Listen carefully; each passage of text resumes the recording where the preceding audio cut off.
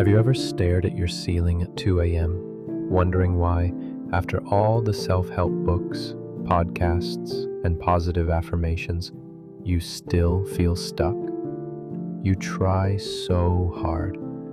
You wake up early, you journal, you meditate, you repeat mantras in the mirror, but somehow, deep down, there's this quiet voice whispering, "Something's still missing."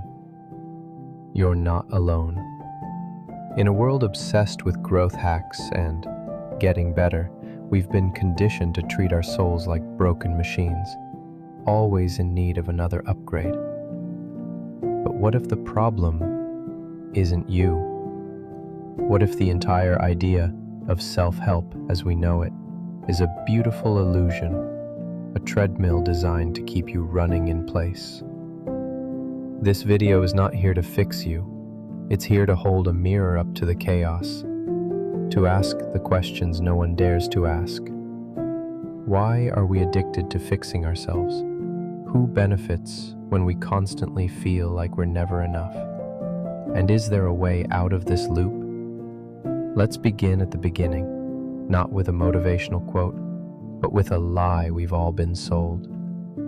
You never meant to fall into this. You just wanted to feel a little better.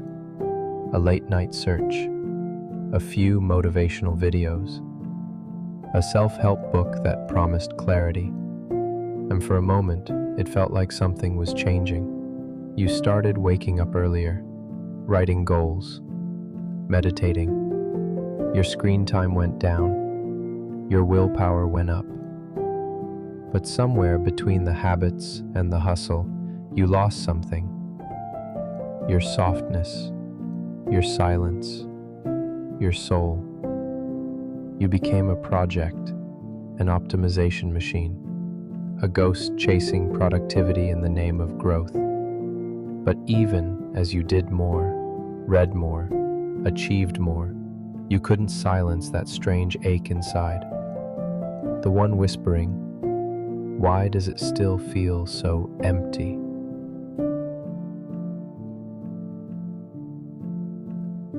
When life feels overwhelming, we seek structure. We build routines. We set goals. We chase systems that promise stability because control feels safer than chaos.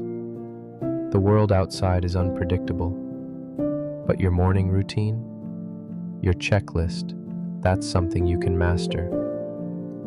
And so we begin to believe the lie that if we just control every part of our lives, we can finally avoid pain, disappointment, fear.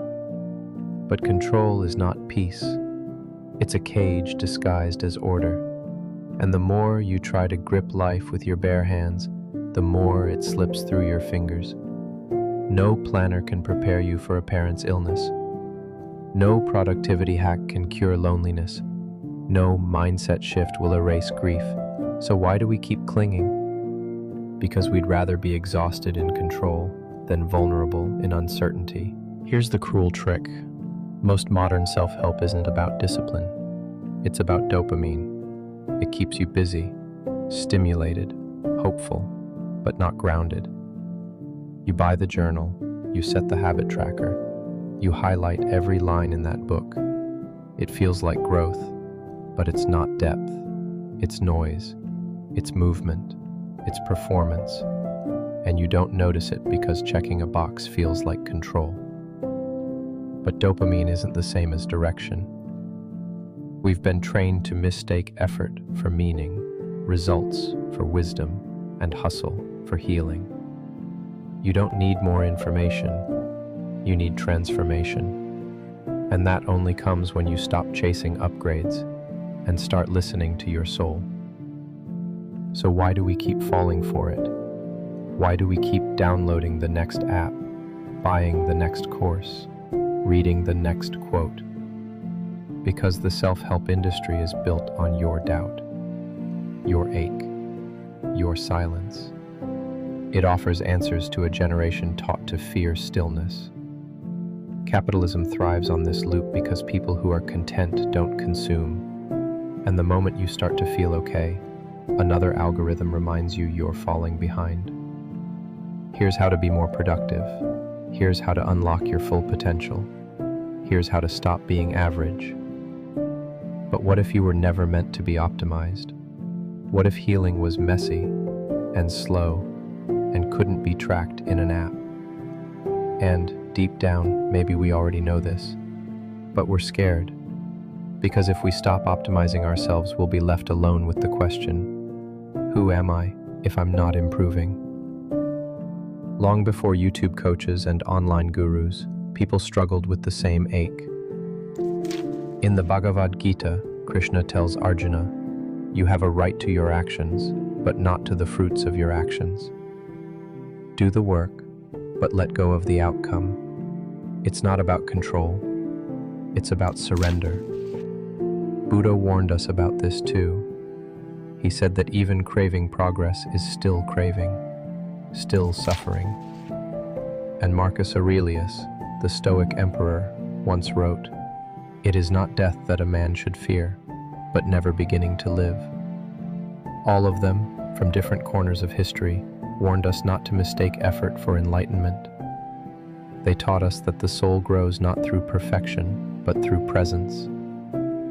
And maybe that's what's missing. Not another book, not another strategy, but silence, acceptance, stillness.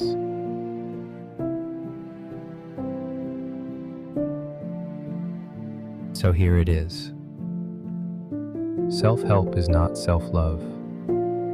Improving yourself is not the same as accepting yourself.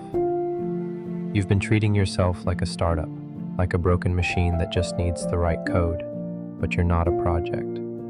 You're a person. And maybe the reason nothing ever feels enough is because you were never meant to fix yourself, only to return to yourself.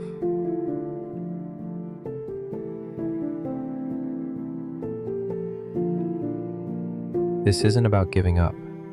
It's about letting go of the war inside your mind, the one telling you that you're behind, that you're not ready, that you must always be more.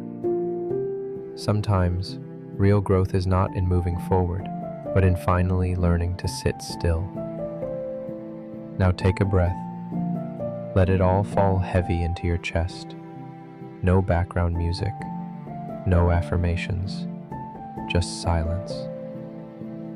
The truth is, this pain you're carrying, it doesn't mean you're broken.